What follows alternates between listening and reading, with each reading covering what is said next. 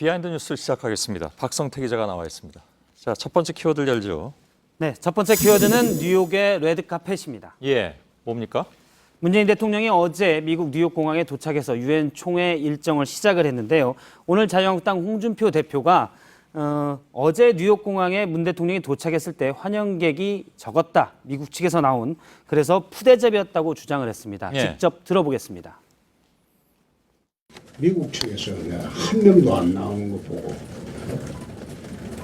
레드카펫도 없고 대한민국 대통령이 미국을 방문하면서 그런 대접을 받은 일이 있느냐.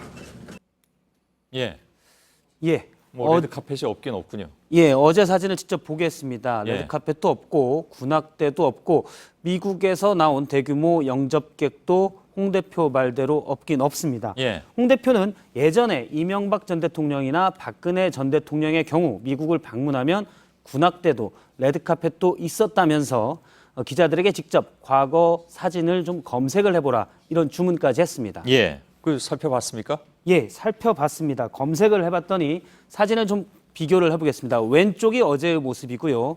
오른쪽이 2011년 이명박 전 대통령이 유엔 총회에 참석할 때의 모습입니다. 똑같네요?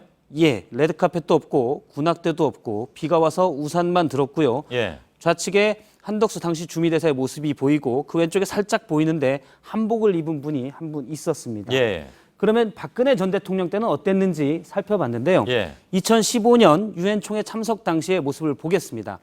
왼쪽에 외국인이 분명한 분이 한 분 있는데 지금 풍채나 눈빛으로 봐서는 누가 봐도 경호원으로 예. 확실시 되고요. 미국 측의 대규모 영접객은 없습니다. 예. 그리고 레드카펫이 살짝 보이는데 다른 사진은 좀 보면 레드카펫은 약 2m 남짓 정도로 됩니다. 아, 예, 예. 그래서 그 다음 달에 박근혜 전 대통령이 이제 한미 정상회담을 위해서 또 미국을 방문했을 때가 있는데요.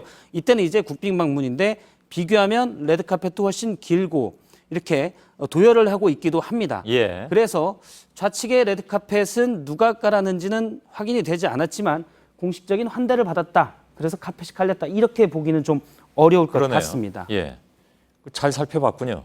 예. 결론은 이렇더라. 그러면 홍 대표가 얘기한 거는 어떤 경우입니까? 그러니까 국빈 방문 때? 예, 그렇습니다. 지금 우측 사진처럼 국빈 방문 때는 예, 대규모 영접도 받고 미국 측에서 많이 나와 있지만 예, 유엔 총회 참석 때는 다릅니다. 청와대 관계자는 바로 반박을 했는데요. 홍준표 대표가 외교 규칙에 대해서 착각했거나 잘못 알고 있는 것 같다.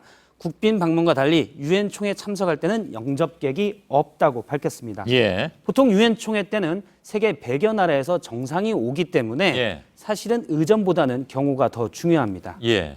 100여 명이 이렇게 오면 의전하기도 한꺼번에 하기도 어렵겠죠. 예. 기본적으로. 그럼 홍 대표께서 찾아보라는 얘기 안 했으면 안 찾아봤을 텐데 박 기자가 예. 꽤 열심히 찾았습니다.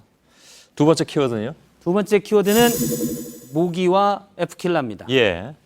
네, 법무부 산하개혁위원회가 그제 고위공직자 범죄수사처, 즉 공수처에 대한 안을 발표를 한 바 있습니다. 예. 이 안에 대해서 여당은 검찰개혁의 시작이다라면서 찬성을 하고 있고 제1야당은 대통령의 사정 권한이 커질 수 있다, 슈퍼 검찰이 된다 이렇게 반대를 하고 있는데요. 예. 제1야당 즉 자유한국당의 반대에 대해서 정의당의 노회찬 원내대표가 오늘 좀 비판을 했습니다. 예. 특유의 비유를 썼는데 직접 들어보겠습니다. 예. 동네에 파출소가 새로 생긴다 그러니까 그 동네에 이제 폭력배들, 우범자들이 싫어하는 거하고 똑같은 거죠. 뭐. 아니 뭐 모기들이 반대한다고 F킬러 안 삽니까? 그러니까 예. 이분은 늘 이걸 연구를 하시는 건지 잘 모르겠는데 예. 아무튼 예, 잘 들었습니다. 비유를. 예. 예. 자유한국당을 예. 모기로 이제 공수처를 F킬러로 비교를 한 건데요. 예. 물론 이제 노회찬 의원의 주장에 따른 겁니다.